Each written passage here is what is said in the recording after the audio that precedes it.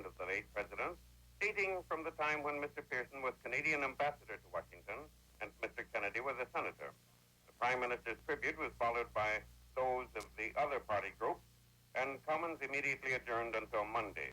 All Canadian radio and television stations broke schedules to carry uninterrupted news of the president's assassination and to recall his 1961 visit to Canada. Feed NBC News, Ottawa.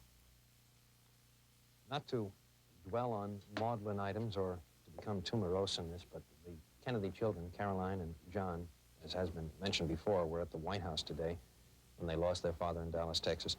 There is a story from Washington that it's believed that the task of telling them what has happened will be left to Mrs. Kennedy.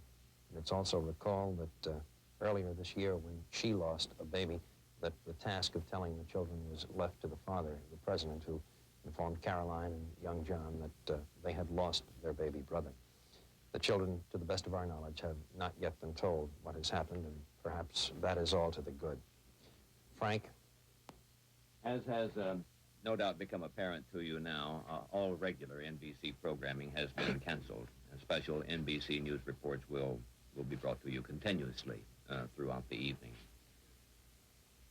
Very few people are left alive now who can personally recall the assassination of an American president. That occurred, the last one occurred in 1901 when William McKinley was shot to death. And as we have said many times throughout the afternoon, we're relying entirely on memory for a good many of these things. But I believe he was shot to death in Buffalo, New York, was he not? That's Bill? my recollection, Frank. That was in 1901. And it seems that we always think this sort of thing can happen in other countries, but we don't really expect it to happen in the United States. But the historical record will not really bear us out on that. We have had a number of presidents assassinated in this country, the last being McKinley. They tried to shoot President Franklin Roosevelt in 1933, and then former President Truman again in 1950, and now John F. Kennedy in 1963. So for the latest developments in Washington, let's return to NBC News correspondent Martin Negronsky in Washington. The leaders of the Congress of the United States have united in bipartisan unity in this tragic moment. Senate Majority Leader Mike Mansfield of Montana, the man who now occupies the office last held by our new president, Lyndon B. Johnson.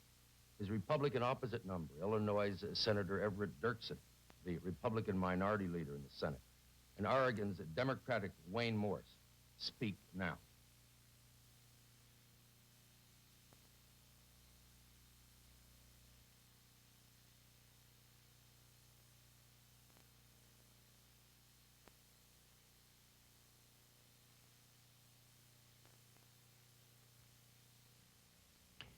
Senator Mansfield was just speaking. Unfortunately, a mechanical failure has cut off the sound from the picture.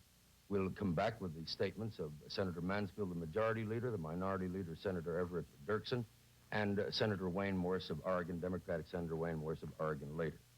The man around whom they are now rallying, President Lyndon Baines Johnson, is a very, very close friend, a very, very well-known, intimate friend of all of the members of the Senate of the United States. Lyndon Baines Johnson, at the age of 55, takes office as President of the United States with probably a more vast governmental experience that is behind him than any president we have ever had. He has been in the House of Representatives for, I think, 4 terms. He was elected twice to the Senate of the United States, served as the Senate Majority Leader, where his record was as an extremely able legislative leader, a man who accomplished much in the office. His knowledge, his companionship with the members of the Senate of the United States must certainly serve him in good stead, as they did his predecessor, John Fitzgerald Kennedy. Additionally, throughout the Kennedy administration, Senator Vice President Johnson, then Vice President Lyndon Johnson, now President Lyndon Johnson, served the President of the United States in many capacities that gave him an intimate knowledge and insight into the duties of the office that he now assumes. He was on the National Security Council and the National Security Council Executive Committee. He served in every possible way, had every possible experience that a man could have, knew intimately the workings of our government. he is eminently qualified, certainly, in terms of experience to assume the terrible duties that await him now. And now we're informed that the mechanical obstruction to hearing the words of the Senate leaders has been removed, and we hear now first from Senator Mansfield of Montana, the majority leader, then from the Republican Passing minority. of John Fitzgerald Kennedy is not only a tragedy for the nation which he so ably represented, but is, I think, also a mark upon the respectability and the responsibility of some of our citizens.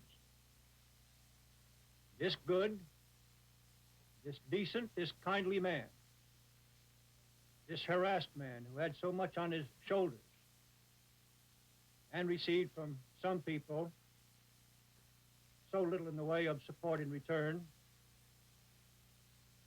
this man is now gone to his reward. And I will miss him as a personal friend. The nation will miss him as a great president, and the world will miss him as a great leader. There are some things that are simply incredible and leave one absolutely speechless. This is one of them.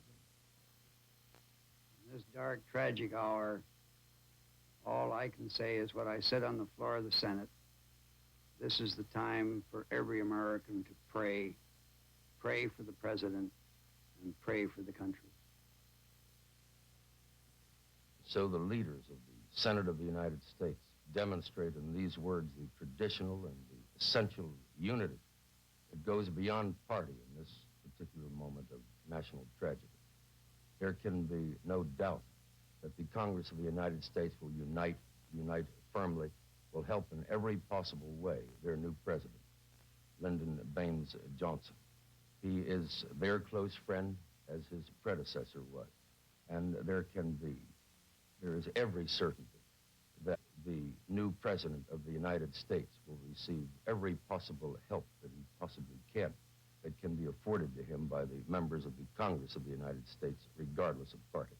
The words you have just heard from Mr. Mansfield, the majority leader, from Senator Everett Dirksen, the minority leader, from Wayne Morse of Oregon, all indicate what is truly a feeling that permeates the entire Congress of the United States today and demonstrates the kind of essential unity that exists now in the Congress as it rallies behind the new president.